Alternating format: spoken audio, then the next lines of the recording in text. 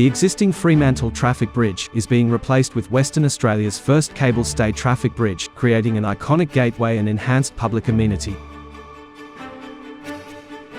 The existing alignment is maintained to minimise impact on residents, the environment, and the heritage-listed ferry capstan and naval store.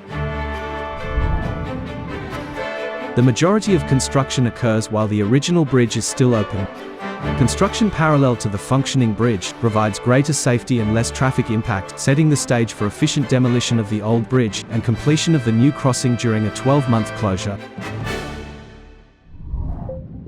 Temporary jetties are constructed to minimize the impact on the river conditions and provide a safe, stable base for construction of the bridge supports. Cranes progressively construct the jetty.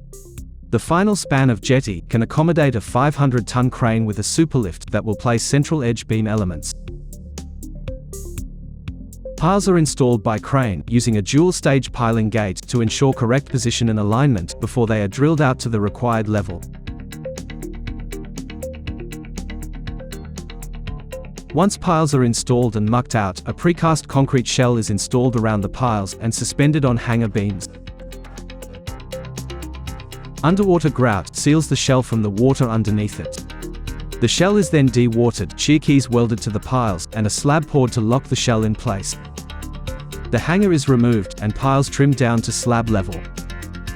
Reinforcement is then installed and piles are filled with concrete. Next, the pile cap reinforcement is installed and the pile cap is poured, creating a solid foundation for the new bridge pylons. The base of the pylon from the pile caps to the underside of the new bridge deck is constructed in a single pour. Next, an edge beam segment is poured at deck level to connect with subsequent precast beams. The pylon is extended upward with in situ segments that incorporate saddles for the bridge cables. After construction of the pylon, precast edge beam segments are delivered to the jetty cranes by truck for rapid, safe construction of the bridge supports. Segments are attached in a balanced cantilever fashion on alternating sides of the pylon. Stay cables are installed and tensioned progressively as segments are placed. Near the center of the span, a 500-ton superlift crane will reach the middle of the river. During edge beam installation, a temporary retaining wall is installed, allowing the bridge to remain open to traffic whilst bridge abutments are constructed. The abutment locations are excavated to pile cap level and piles are installed as a foundation for the abutments.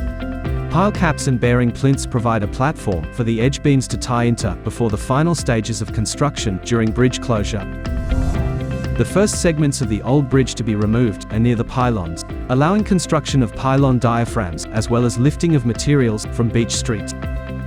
The remaining demolition occurs whilst the pylon diaphragms are being installed.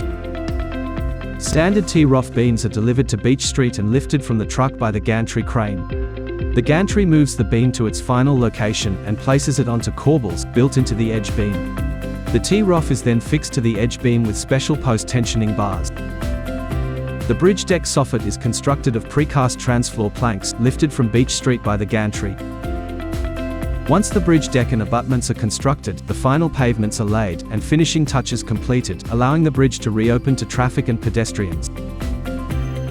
The new Fremantle traffic bridge is now ready to welcome road users to Fremantle and enhance the amenity of this coastal city.